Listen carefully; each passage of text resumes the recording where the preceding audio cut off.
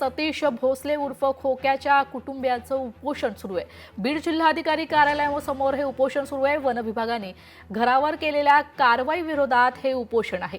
नुकसान भरपाई द्या, खोक्याच्या कुटुंबियांची मागणी आहे। याबाबत खोक्या उर्फ सतीश भोसले याची पत्नी तेजू भोसले यांच्या सोबत संवाद साधलाय आमचे प्रतिनिधी हरिदास तावरे यांनी।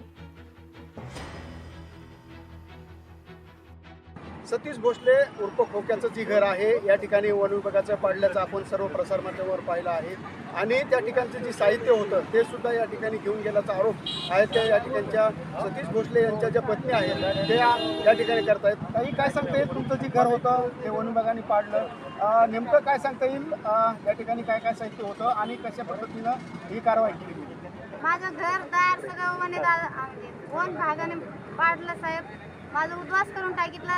माझी एवढीच मागणी, घर भरून द्यायला पाहिजे, मला घरदार भेटलं पाहिजे।